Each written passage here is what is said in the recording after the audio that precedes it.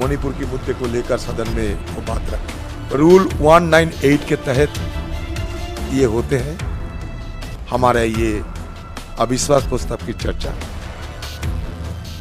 और हमारे पार्लियामेंट की ये परंपरा होते हैं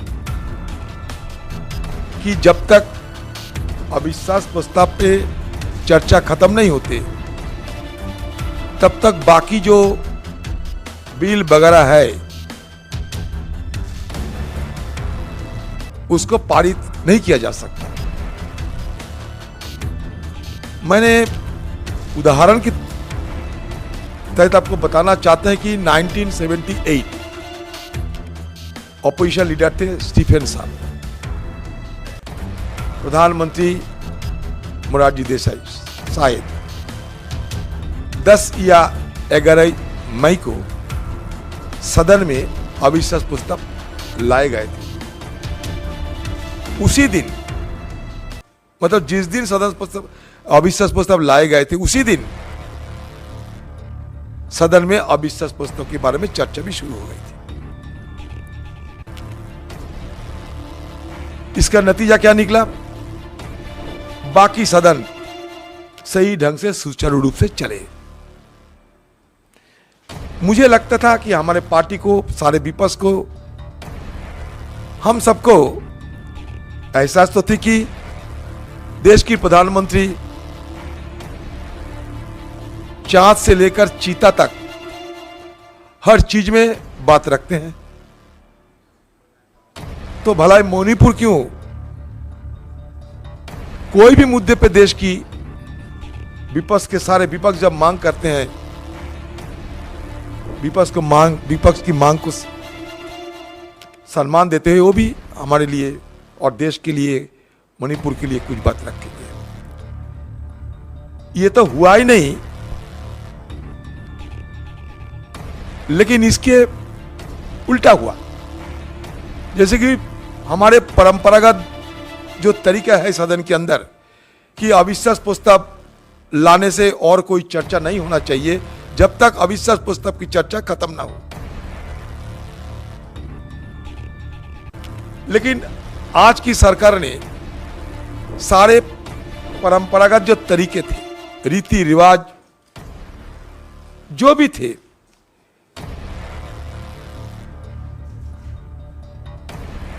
सबको अमान्य करते हुए, धजिया उड़ाते हुए एक के बाद एक बिल पारित करते रहे।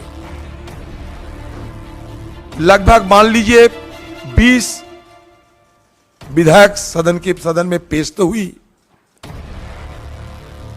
और बिल पास हो गए 20 बिल पेश हुई, पारित हो गए 22। और सबसे बड़ी बात है कि अविश्वास प्रस्ताव स्वीकारने के बाद 17 ऐसे बिल है वो भी पारित हो गए।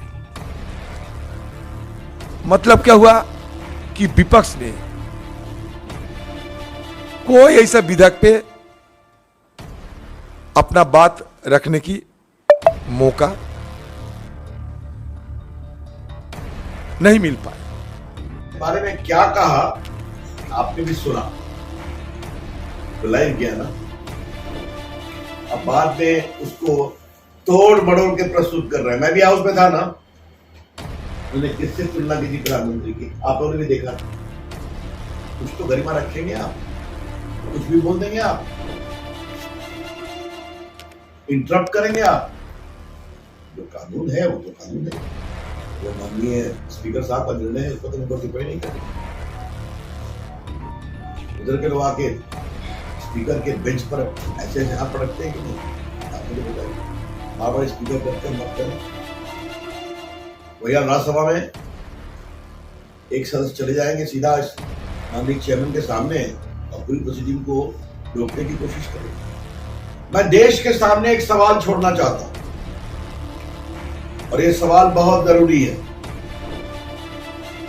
जिस पार्टी को दूसरी बार 303 का निर्णायक बहुमत मिला हो,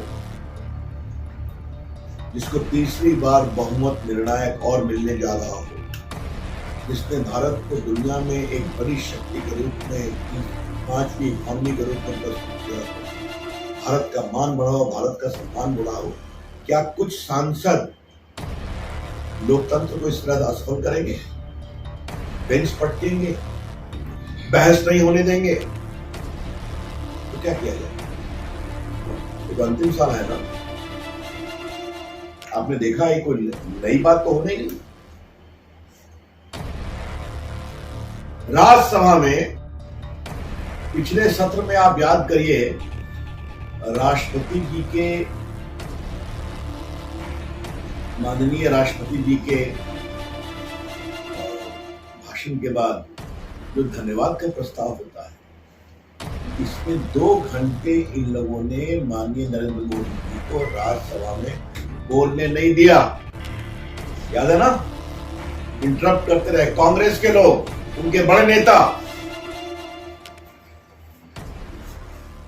ये यहां भी कर रहे हैं। तो फिर मैं कहता हूं, आप प्रधानमंत्री को बुलाएंगे, आप नो कॉन्फ्रेंस की नोटिस देंगे, आप उनको बोलने में व्यवधान करेंगे और उत्तर के समय चले जाएंगे।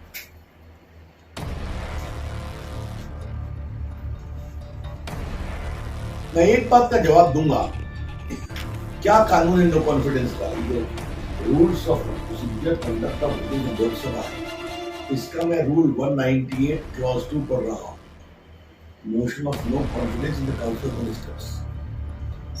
इसमें लिखा हुआ है कि जब स्पीकर लीव ग्रांट कर देगा, उस दिन, उसके 10 दिन के अंदर इस पर बहस होगी। मैं पढ़ना चाहता हूं, if the speaker is of opinion that the motion is in order, the speaker shall read the motion to the house and shall request those members who are in favor of leave being granted to write in their motion. If not less than 50 members write accordingly, the speaker shall declare that leave is granted and that the motion will be taken up on such date, not being more than 10 days from the date on which the leave is asked for. तो 10 दिन के अंदर बहस हुई कि नहीं हुई?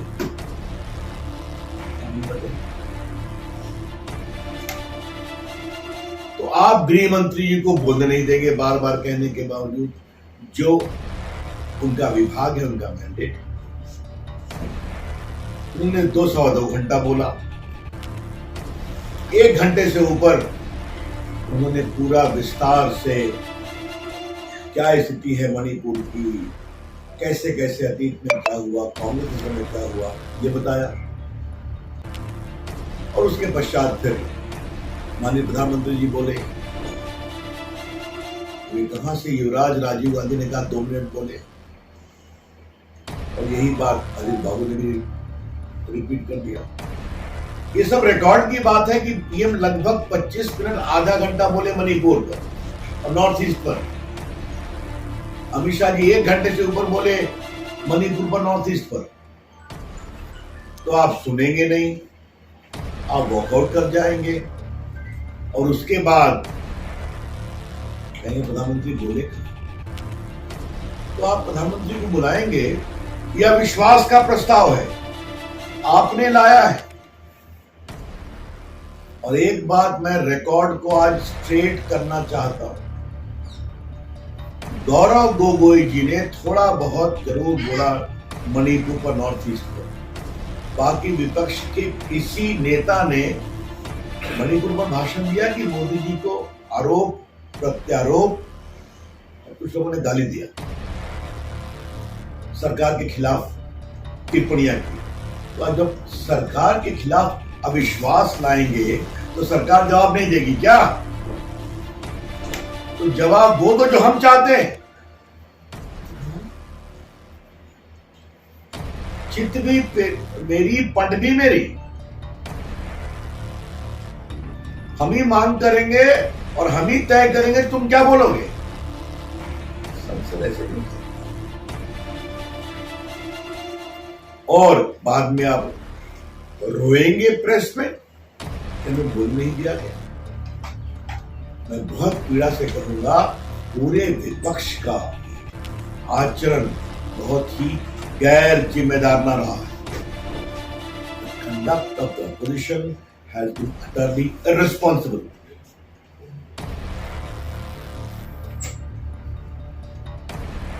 अधीर बाबू तो अधीर बाबू है। राहुल गांधी क्या बोले राहुल गांधी कल? फिर कहा कि भारत माता की हत्या हो रही है।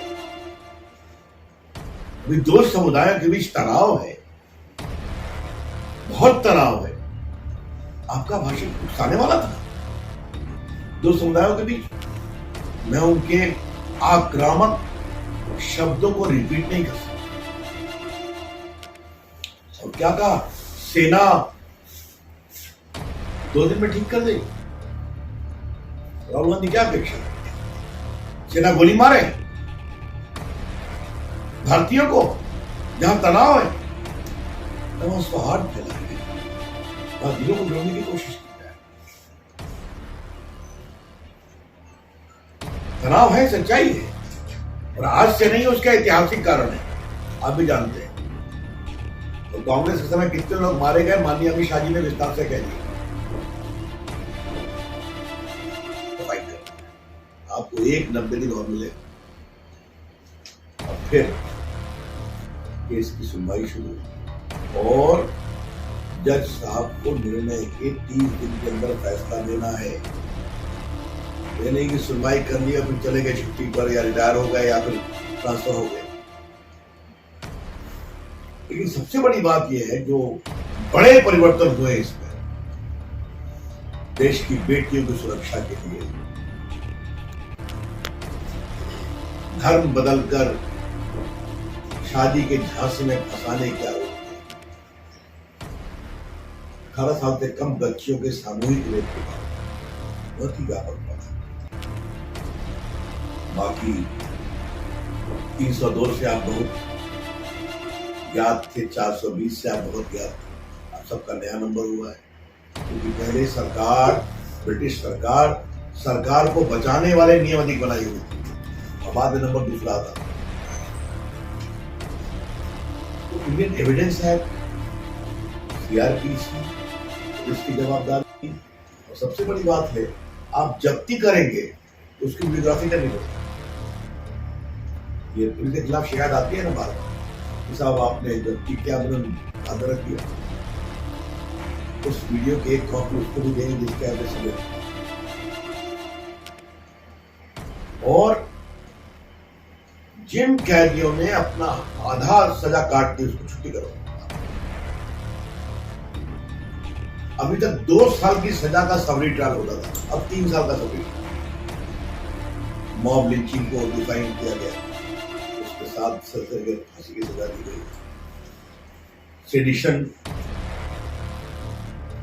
राजद्रोह का कानून समाप्त हो, देशद्रोह का कानून है। आतंकवाद को बर्दाश्त किया, वो देश को तोड़ेंगे। तो ये बहुत ही आमूल चूल परिवर्तन है भारत की खिदमत न्याय व्यवस्था। माननीय गृहमंत्री जी का अभिनंदन, माननीय प्रधानमंत्री जी का अभिनंदन, और भारत की न्याय व्यवस्था को त्वरित करने में इसका बहुत। आप सभी का स्वागत है।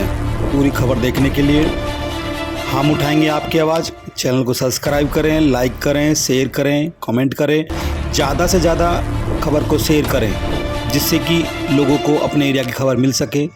सभी का धन्यवाद।